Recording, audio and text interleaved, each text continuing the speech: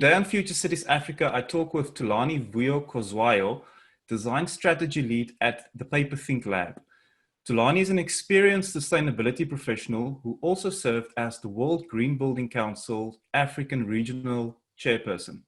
Thulani, welcome. Tell us a bit more about your background and about PaperThinkLAB. So, I've had the pleasure of being influenced by a few people, and one of them being, the lecturers that I had, the students that I was at school with studying architecture. And they had a very beautiful approach in studying other artists and designers in the past. And one of those that resonated with me, I shouldn't say one of those, but a few that resonated with me are those who worked a lot in the space of looking at the landscape as another element and an important element. So the relationship between the design itself and the landscape. And then the second thing was the relationship between the designer and the people that they're working with. So it's designing with as opposed to designing for the other 90%. And the likes of Hassan Fati come to mind, Jeffrey Bauer, Glenn Merkert, and a few others. And the students, that I was with, I remember one guy, Polise Makubo, who went deep in the people that he studied, like Peter Eisenman, and he'd speak passionately about him as if it's a movie that he's just seen. And Daniel van der Merwe, one of the lecturers who emphasized a lot about landscaping. And that stayed with me for quite a long time. And the practice I worked in, one of my mentors, Graham Holtzhausen, his approach to design was very interesting. And you'll notice in all of these, I'm sitting as an observer and then as a student, and I still am in many ways. And at the Green Building Council, then it was like almost a natural place to be in.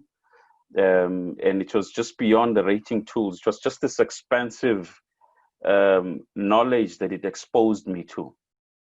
And then the time came where I felt, it would be interesting to go back to actually being at the coalface of instilling or instituting these design responses. And regenerative design was the biggest thing that got me interested. So where we're just working on that bottom third, not just being less bad or just efficient, but just getting to how do you become regenerative and restorative, not only environmental, but what about the social dimension? What about the cultural dimension?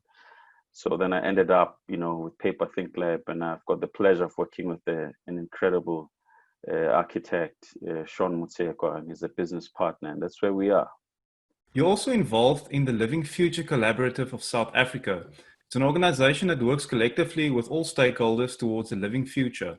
What exactly is the Living Future Collaborative, and what is its key objectives? The Living Future Collaborative is, as the name suggests, it's a collaborative. It's like a collective of professionals who are working in this space. The space being sustainability, not only just buildings. There are people who look at using ecology or ecological design as a solution to some of the challenges within cities. And it's different people. There are others who work a lot on water resilience strategies. There are architects, there are other designers. So the idea was to create a platform where knowledge, number one, can be shared, where an advocacy type strategy can be formed by like-minded individuals with the view to going to influence the key stakeholders, government, the leading public sector, private sector companies and entities. And sometimes you just want to network with others, or when you're working on a specific project and you want to get more clarity on the how do we do it? So it ultimately is about carrying the mandate or the purpose of the International Living Future Institute, looking at creating places that are socially just, culturally rich, and ecologically restorative. So we've taken that and we've got to see it in the South African context of reality. So there's that collaborative. Marloes Reining of Solid Green and I are the collaborative facilitators, and we're soon going to have more facilitators. And there are others who are becoming ambassadors of the Living Future as well, or the Living Building Challenge too. So that's what the collaborative is all about, and that's our aim. It's a volunteer organization. So, well, it's a volunteer group, I should say. Organization sounds like we are a registered entity, but we're all volunteers. That's important for us to recognize. And looking at African cities, South African and African cities, what three most critical challenges do you see, and how does the Living Future Collaborative address it? What happens when an unstoppable force meets an immovable object? It's quite a tough question on the three most critical challenges. I think there's several challenges that we are facing. And there's obviously that paradox, that happens. And then there's this dilemmas that we all face in the different cities. The ones that I could mention, this urban governance is a big problem or a big challenge, whether it's weak governance or governance failure. That's a big challenge, because even if you have an amazing implementation plan or strategy, it's as good as the implementation itself, and there's always that gap in between. And being responsive as well is important. The other thing one could mention is urban safety in light of what's happening in South Africa. Violence is a big problem, and then the third one would mention is about resilience. How we respond to the challenges that we face. And being prepared. So those are all interlinked. I mean, there's a few others on food security and so on. And each city is different. So those would be, I would say, some of the critical challenges that we're facing and that could be potentially tackled. You mentioned that you work with all stakeholders involved. To solve these challenges that you've mentioned, we do need a lot of stakeholder collaboration. What challenges do you see with regards to the public sector and the private sector working towards a common goal and a common vision? The two want the same thing. And I think maybe I should have said one of the challenges that we face is coordination. So there are multiple projects that would happen, not only driven by just government, local government or provincial or national government. There are other projects that are being done by private entities, by NGOs, and there's no coordination of those projects. There are resources that are going to one more than the other, etc. And so I think the relationship between the two, needs to be strengthened in having a common vision and a common goal that everyone's working towards, and working out the incentives for either, be they moral, be they financial, be they economic or social. But there's some incentives that can be worked out, and I think that's one of the challenges that are there between the different stakeholders. The interesting thing, Dan, is that, we all want to have so let's say as a business, you want to be able to realize the purpose of your business. And then there's a service that you render, and then there are things that you expect, and you want to be able to do that within the ambit of the law. You don't want anything else that's going to disturb that process. On the part of government, they've got to protect the citizens. So sometimes, the business entity wants everything at all cost, and then government needs to step in, and then it delays things and so on. But it's finding each other that's key. How, I think, is what we would have to work out. With COVID-19 being the topic of conversation, what key trends and key opportunities do you see emerging out of this crisis for African cities? With COVID-19, one of the things that are happening is that I think the companies are starting to question the size of space that they need. So do we really need so many square meters for the number of people that work for us? The developers, on the other hand, are probably saying, we're going to have an increase in the number of vacancies. So we've got to rethink what other services we are offering.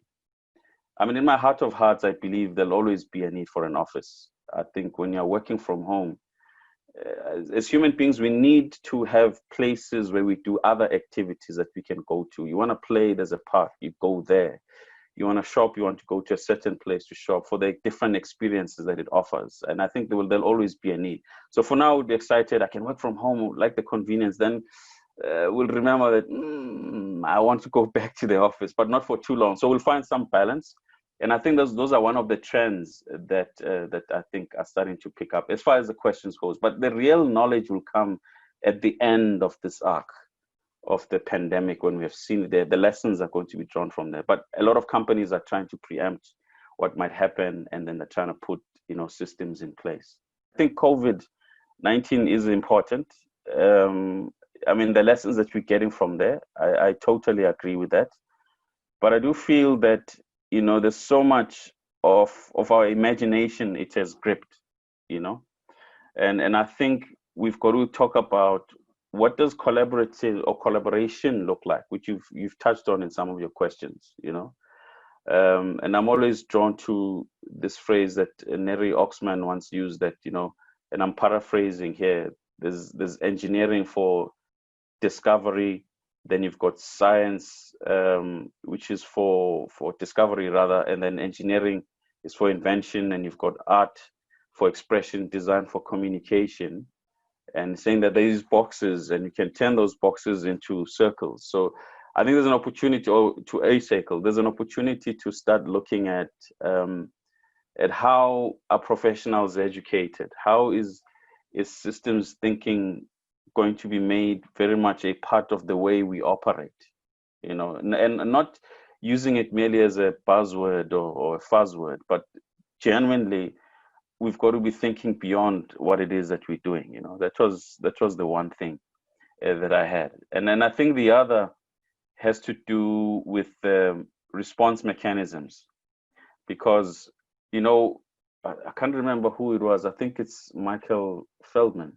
Anyway, he highlighted that at the end of a crisis, or when there's a crisis, the way we respond to it would depend largely on the available ideas and the available skills that are there. And what's key is then, how do you build the necessary skills? And the truth is, nobody can foretell what the future is or is going to be. But we certainly can decide what kind of future we want to create. That's the one thing we can do. The second thing is, we've got ample research that tries to tell what are the crises that we are likely to face. And then what are the skills that we need to respond to that? What are the systems that we have in place to respond to that? Is the infrastructure ready? And if the answer is no, what are we going to do about it? And then there's always, okay, that's no longer in the news and getting much coverage, so now we're going to shift our focus to the next thing that's getting much more attention. So I think those are some of the issues that I think we should be grappling with. So we have a newborn in the house, and I can definitely see why some people would want to go back to an office for some free time at the office.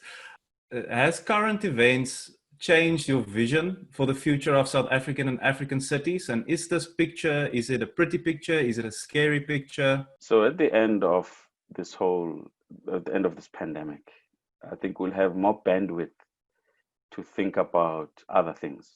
We'll be able to, the problems we initially have before the pandemic have always been there, and they're still there. So inequality being one of them, that's still there. And Johannesburg is one of the most unequal cities. In fact, South Africa as a country, inequality is still there, and it manifests itself in various ways. And there's the power keg there, probably. And then there's also the fact that you've got climate change, or the negative impacts of climate change, that's still there. That's still an issue. And then I think at the end of all of this, we'll be able to go back to the other ideas we had. I mean, definitely what it has highlighted is the need for interdisciplinarity or transdisciplinarity in the work. There's a need for collaboration between the different sectors. And even within government, it showed that it is possible for different sectoral departments to work together. I mean, they were able to deliver some of the temporary shelter very quickly. They were able to start delivering the water tanks that were needed. And then those are multiple departments that are involved in that, in the process of procurement and so on. So it is possible. I think it's made that very much evident. Now, the question is, why has it been a problem in the past? And I think the answer to that is what we're going to start seeing many people demanding, and many entities and stakeholders demanding. So is it positive? Is it negative? I don't think it's changed from the way I'd viewed cities in the past. I still think there's still latent potential in cities. And I almost feel every city is different and has different priorities. And once they just select one or two things that they will target for the next 5 or 10 years and focus on that is important. I think that the to-do list is pretty long, which is understandable. But it's impossible to do all of these things all at once, you know, and I think it's just to get to the stakeholders and almost follow the principles of participatory design and just discover for our city, what are the key things that we or people want there? And then you work on that and then deliver on those promises first, you know, so it's still positive.